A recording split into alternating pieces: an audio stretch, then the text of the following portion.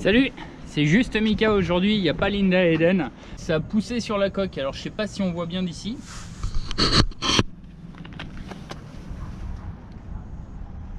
Ça a poussé, alors maintenant il faut que je plonge pour nettoyer la coque. Et par contre j'ai voulu démarrer le moteur pour faire tourner l'hélice, comme ça en enlève déjà pas mal. Et le problème c'est que l'eau du refroidissement ne sortait plus du moteur. Le tuyau d'arrivée d'eau, il se compresse, donc ça veut dire que là la vanne je l'ai rouverte, mais par contre il doit y avoir des choses qui ont poussé devant la crépine et du coup je m'apprête à plonger pour nettoyer ça et pour pouvoir démarrer le bateau et qu'il fonctionne très bien.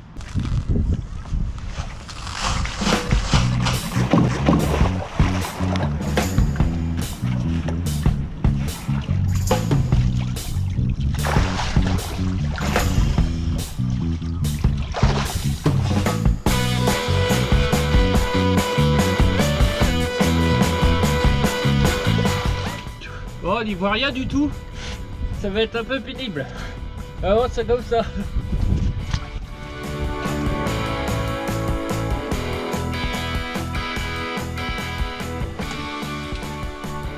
Après une petite douche, un nouvel essai. Et du coup ça fonctionne pas quand je démarre là. Le tuyau ici, il a tendance à s'écraser comme ça. Et l'eau ne sort pas. Donc j'espère que c'est pas la vanne qui s'est cassée dedans ou quoi. Avant de partir, j'avais tourné la vanne pour fermer l'arrivée d'eau, comme ça il n'y a pas de souci. Mais là au retour, du coup ça me pose un souci. Donc je vais essayer de vérifier ça et faire encore des essais, mais pas trop quand même, parce que la pompe, si elle n'a pas d'eau dedans, elle s'abîme. Donc il faut se méfier de ça aussi. Je vais encore essayer de revérifier, mais c'est très curieux. Voilà. Alors on avance dans l'investigation. Là j'ai démonté le tuyau ici là. Quand je rouvre la vanne, il n'y a rien qui se passe. Il devrait y avoir de l'eau qui viendrait. Il n'y a rien qui se passe. Donc je me demande si c'est pas la vanne qui est cassée en dedans. Il y a juste ça qui a changé quand on est parti. Il est possible qu'elle se soit cassée à l'intérieur, donc en position fermée. Ce qui est embêtant parce que l'eau peut pas arriver. Donc quand j'ouvre ou je ferme, il y a un petit flux d'eau qui arrive. Mais c'est pas assez pour refroidir le moteur et là il va falloir trouver une solution. Alors bon, j'ai plusieurs idées, on va voir. Parce que j'ouvre ou que je ferme, il se passe rien, il y a toujours ce même flux d'eau. Donc pour moi, la vanne à l'intérieur elle marche pas. Si c'est ça, ça risque d'être embêtant.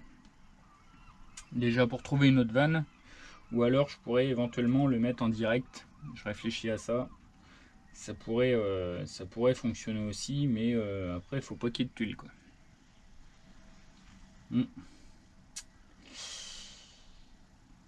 À voir. On va y réfléchir. J'ai protégé le moteur avec mon ciré. Les cirés ça sert à tout. Donc c'est pour pas qu'il y ait plein d'eau de mer qui viennent sur le moteur. Enfin plein d'eau. Logiquement je vais avoir un peu d'eau, forcément, parce que je suis pas au sec, hein. Je suis à la mer. Et du coup il faut que je change la vanne. Par chance j'ai trouvé la même qui me restait dans le bateau. Je me suis dit oh, ça me servira peut-être, je sais pas si vous voyez bien, ça me servira peut-être, je vais la garder de côté. Et là elle fonctionne. Donc quand j'ai plongé, j'ai nettoyé devant la crépine, ça n'a rien changé.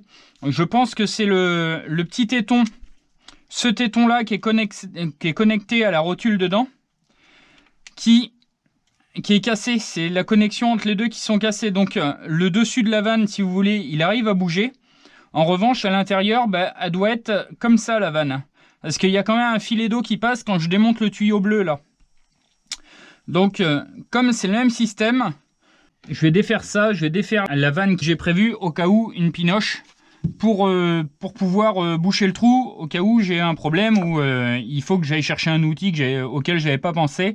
C'est une pinoche qui se met dedans. Et avec ça c'est en caoutchouc, ça c'est en bois. Quand je le mets, ça, quand on appuie dessus, ça écarte le caoutchouc et du coup ça vient serrer et l'eau ne passera pas, normalement. C'est pas un système que j'ai déjà essayé avant, c'était dans le bateau depuis qu'on l'a. Et je pense que ça va m'être utile aussi aujourd'hui. Au pire des cas, j'ai pris des chiffons. Je peux toujours mettre la pinoche, bourrer de chiffons, mettre la pinoche. Et puis voilà. Donc, on va essayer de faire ça. On n'est pas loin de la ligne de flottaison. Donc, logiquement, on n'a pas, il n'y a pas vraiment lieu que ce soit le jet soit puissant. Donc c'est ça que je vais devoir démonter là. Cette partie là seulement. La collerette ici reste à poste, elle, du truc. C'est en plastique, ça fait longtemps que ça a été installé. Il est possible qu'elle se casse. Donc là, il faudra imaginer une issue de secours. J'ai pensé à quelque chose, venir fixer un tuyau avec des colliers sur le tube à ce moment-là et remettre une vanne pour connecter ce tuyau-là à celui-ci. Et ça fonctionnera. Mais bon, j'aimerais bien que ça fonctionne là directement. Ça m'enlèverait une épine du pied. Déjà, vous allez voir, quand on enlève le tuyau, c'est là qu'on voit que la vanne n'est pas totalement fermée. Parce qu'il y a quand même un petit flux d'eau. Voilà. J'ai un peu la pression, hein, je vous cache pas.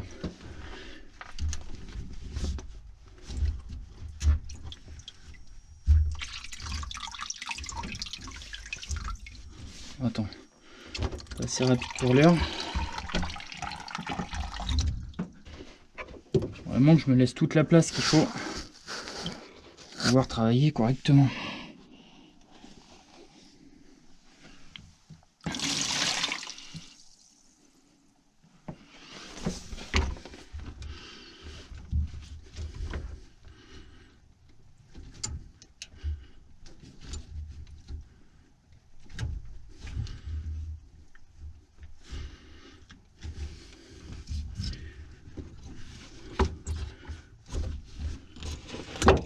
Merde.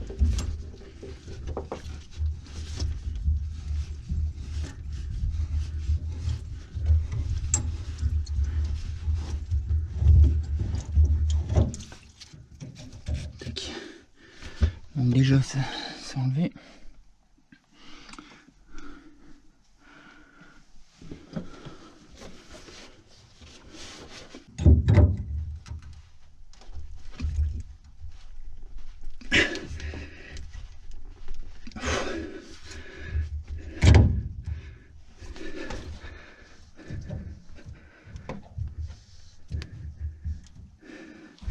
J'arrive à tenir la collerette. Voilà. Ok, j'ai réussi à défaire la partie supérieure. Donc là, attention.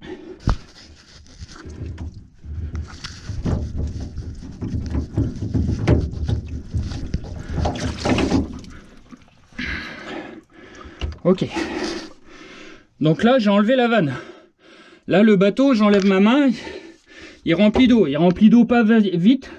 Ça se remplira pas vite, mais l'eau rentre. Donc là, j'ai vraiment la pression. Bon, faut vraiment que... Allez, c'est posé. Allez.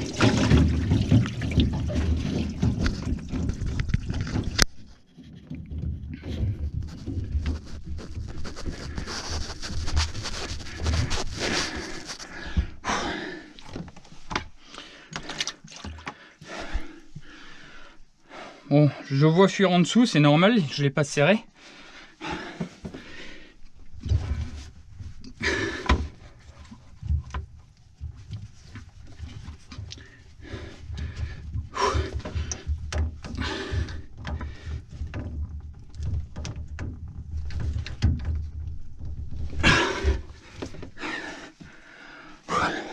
Alors il y a un joint dans cette vanne qui permet l'étanchéité.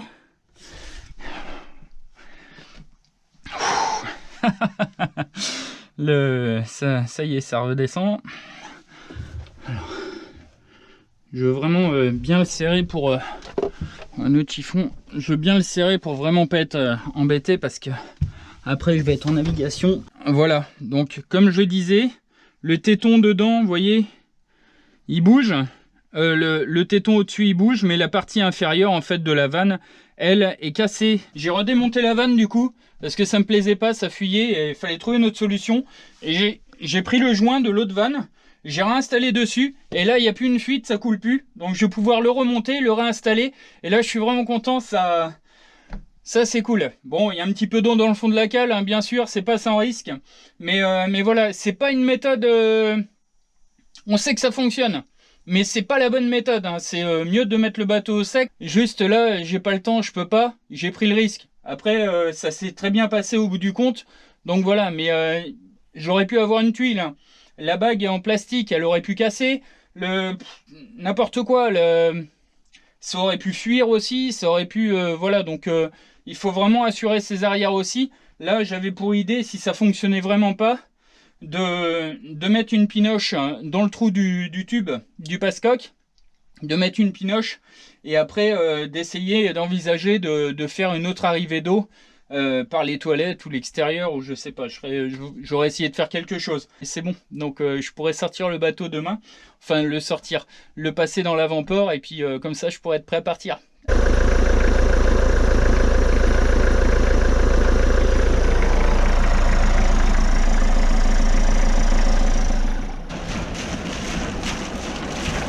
Donc voilà, alors comme pour un problème électrique, eh ben on démarre à la base. Donc quand vous avez plus d'électricité sur votre bateau, c'est bien de commencer par le schéma par vérifier les batteries et ainsi de suite.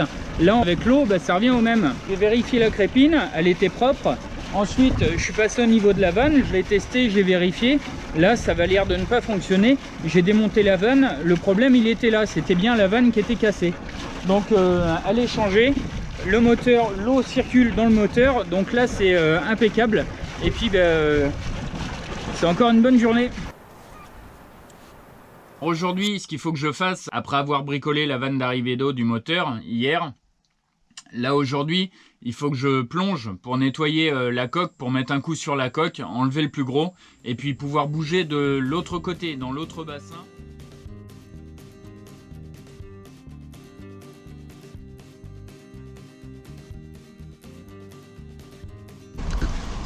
Bon, deuxième boulot de la journée, après avoir plongé ce matin, là je sors le bateau du fjord. Je suis dans le sas actuellement, il est en train de se fermer derrière moi, donc ça va monter, c'est une écluse. Et après, je vais me retrouver dans l'avant-port. Donc là on est au-dessus du pont, il y a la ville, il y a la police, non c'est l'ambulance.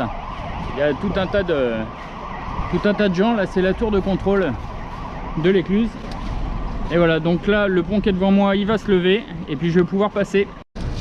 Ça y est, le lock est en train de s'ouvrir. Après, ce sera le tour du pont. On ira de l'autre côté. En passant, on a laissé la Désirade un mois ici, à l'intérieur du fjord, là, juste dans le petit port à côté de l'écluse. Et c'est vraiment excellent. On a récupéré le bateau. J'ai récupéré le bateau comme on l'avait laissé. Donc, c'est un bon endroit, bien abrité. Donc là, on peut laisser son bateau sans problème. Je finis de préparer le bateau. C'est impeccable. À bientôt sur une autre vidéo.